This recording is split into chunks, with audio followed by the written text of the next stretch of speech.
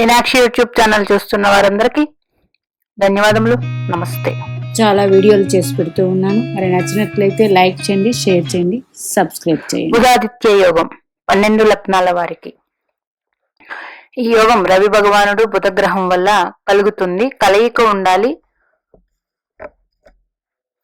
ఇద్దరు 10 డిగ్రీల లోపు దగ్గరగా ఉంటే బుధుడు అస్తంగత్వం చెందుతారు. కాబట్టి బుధుడు అస్తంగత్వం చెందకూడదు. 1 పాయింట్. 2 సింహరాశిలో, మేషరాశిలో, మిథున కన్య రాశుల్లో గట్టి బలం ఉంటుంది. అట్లాగే లగ్న, చతుర్థ, సప్తమ, దశమ, భాగ్య, పంచమంలో ఈ యోగం చాలా మంచి ఫలితాలు ఇస్తుంది. అట్లాగే ఏ లగ్నానికైనా బుధుడైనా శుభుడవ్వాలి, లేకపోతే రవిగ్రహమైనా శుభుడవ్వాలి. కొన్నిసార్లు ఈ యోగం కలిగి ఉంటది కానీ రాణించదు. ఎందుకు అంటే శుభత్వం లేనప్పుడు రాణించదు.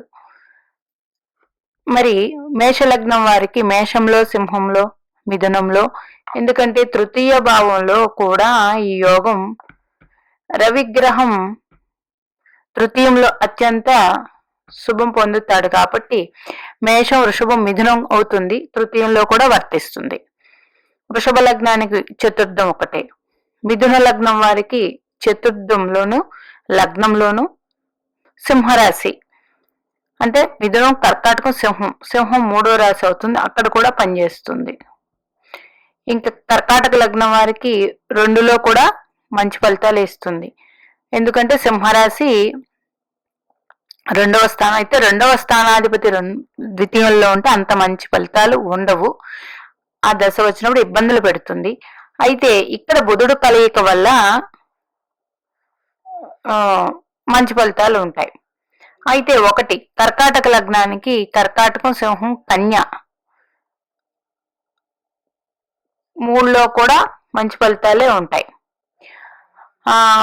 2లో అంటే సింహరాశి కాబట్టి చెప్పబడింది. కొంతమందికి ఇట్లాంటి వారికి వాగ్దాటి ఉంటుంది. అది ద్వితీయానికి వేరే ఆధిపత్యం రాలేదు కదా. ద్వితీయ స్థానం 3వ స్థానం కాబట్టి ఇది వర్తిస్తుంది 2, 3లో. సింహ లగ్నం వారికి లగ్నంలోని పంచమంలో, కన్యా లగ్నం వారికి లగ్నంలో దశమంలో, తులా లగ్నం వారికి 7లో, 9లో. అయితే అంత వర్తించదు. కొంతమందికి తులా లగ్న జాతకులు అయి ఉండి లగ్నంలో ఇది కలయిక ఉంటే ఇక్కడ బుధుడికి దిగ్బలం కాబట్టి రవి భగవానుడు బాధకుడు ఈ లగ్నానికి. బుధుడు దిగ్బలంతో పొంది లగ్నంలో ఉంటే ఇది ఫస్ట్ క్లాస్ గా పనిచేస్తుంది. మంచి వ్యాపారవేత్తలు ఉంటారు వీళ్ళు 7లో కన్నా, అంటే సప్తమంలో కన్నా. ఇంకా వృశ్చిక లగ్నం వారికి దశమంలో అత్యంత శుభుడుగా ఉంటాడు. ఎందుకు అంటే వృశ్చిక లగ్నానికి బుధుడు యోగకారకుడు కాదు. రవిగ్రహం దశమాధిపతి దశమంలో ఉండి దిగ్బల ఫలితాలు అందిస్తూ ఉన్నారు కాబట్టి 10లో. మరి ధనస్సు లగ్నం వారికి పంచమ, సప్తమ, భాగ్యం 10లో రాసి ఉన్నాను. అంటే ధనస్సు, మకరం, కుంభం, మీనం, మేషం అయ్యింది ధనస్సు లగ్న వారికి. ఇక్కడ ధనస్సు లగ్న వారికి కూడా బుధుడు యోగకారకుడు కాదు, కుజుడు యోగకారకుడు. అందువల్ల ఫలితం ఉంటుంది. మిథునం ఉంది. మిథునంలో ఉన్నప్పటికీ అంత యోగం ఉండదు. ఎందుకు అంటే ఇక్కడ ద్విస్వభావ లగ్నాలకి సప్తమాధిపతి బాధకుడు కాబట్టి 9 ఇంకా ధనుస్సు, మకరం, కుంభం, మీనం, మేషం, వృషభం, మిథునం, కర్కాటక, సింహం అయ్యింది. అంటే భాగ్యాధిపతి అవడం వల్ల 9లో మంచి ఫలితాలు ఇస్తుంది. కన్యా రాశిలో కూడా ఉంటే రవికి దిగ్బలం, ఇక్కడ భాగ్యాధిపతి దిగ్బలం పొందడం వల్ల ఈ యోగం వర్తిస్తుంది. మకర లగ్నం వారికి భాగ్యంలోని చతుర్థంలోని యోగం. ఎందుకంటే ఇక్కడ మకర లగ్నం వారికి భాగ్యాధిపతి అయ్యారు కన్యారాశి, అందువల్ల యోగమే. కానీ రవి అష్టమాధిపతి అయినప్పటికీ యోగాన్ని అందిస్తాడు. అంటే బుధుడికి భాగ్యాధిపతి రావడం. కుంభ లగ్నం వారికి పంచమాధిపతి అయ్యి సప్తమంలో ఉండడం వల్ల రవి అక్కడ సింహరాశి అవ్వడం వల్ల యోగం ఉంటుంది. ఇంకా మిథునంలోని అట్లాగే కుంభం, మీనం, మేషం 3లో కూడా ఈ యోగం ఉన్నా వర్తిస్తుంది. కుంభం, మీన లగ్నం వారికి తీసుకుంటే అసలు పెద్దగా యోగం అనేది చెప్పగలదు. ఎందుకు అంటే ఇక్కడ బుధుడు బాధకుడయ్యాడు, ఆయనకి తృతీయ సప్తమాధిపత్యం చతుర్థ సప్తమాధిపత్యం వచ్చింది. రెండవది రవికి పాపాధిపత్యం కూడా వచ్చింది. అంత యోగవంతంగా ఉండదు, అయితే పార్షియల్ గా ఉంటాయి. ఇలాగా కొన్ని యోగం లేకుండా కలయిక ఉన్నప్పుడు ఆ లగ్నానికి శుభుల చేత చూడబడుతూ ఉంటే ఈ యోగం వర్తిస్తుంది. ఏదైనా యోగాలు కలిగి ఉన్నప్పుడు ఫస్ట్ ఆ దశ రావాలి. రెండోది ఆ యోగం కలిగి ఉన్నప్పుడు ఆ యోగం కలిగి ఉన్న రాశికి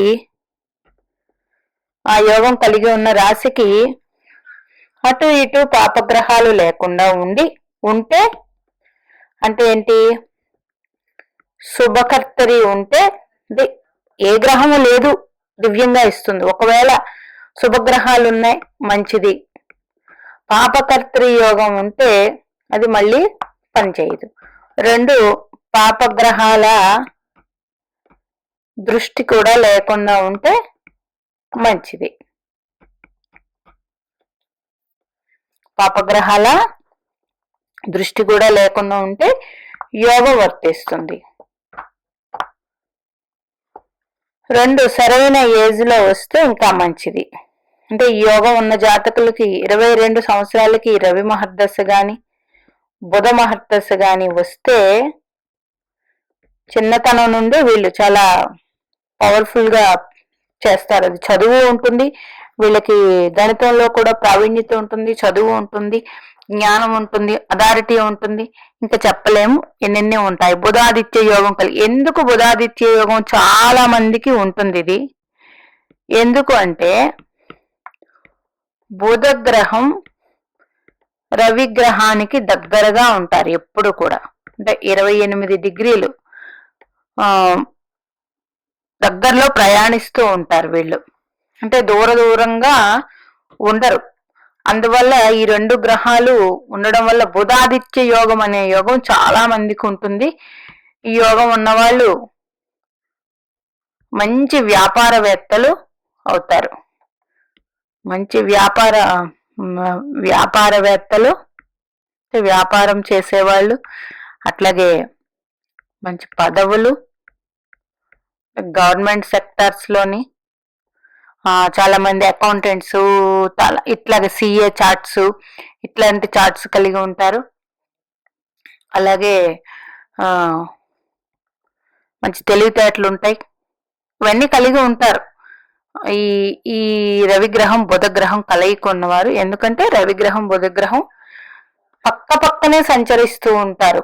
ఒక్కొక్కసారి కలయిక ఉంటే ఇది పక్కనే సంచరించినప్పుడు కూడా ఒకవేళ అనుకూలమైతే ఈ యోగం కలిసి వస్తుంది. అంటే ఇప్పుడు బుధుడు ఇప్పుడు ప్రజెంట్ అయితే మకర రాశిలో బుధ కుజ రవి శుక్ర గ్రహాలు కలిసి ఉన్నాయి. కాలపురుషుని చక్రంలో రవి కుజులు కలిసి ఉన్నారు మకరంలో. ఇప్పుడు ఎవరికైతే రవి భగవానుడు లగ్నానికి శుభుడు, కుజుడు లగ్నానికి శుభులయ్యి ఉంది, దశమంలో దిగ్బలం పొంది ఉన్నారో వాళ్ళందరికీ ఆయా దశలు జరుగుతున్న వాళ్ళు ఈ కాంబినేషన్ ఉండడం వల్ల ఇప్పుడు మంచి ఫలితాలు అందుకుంటారు. ఇట్లాగా ఈ కాంబినేషన్ ఏర్పడితే మంచిది. ఇంకా ధనవంతుల జాతకాలు తీసుకుంటే ఈ వీరిద్దరూ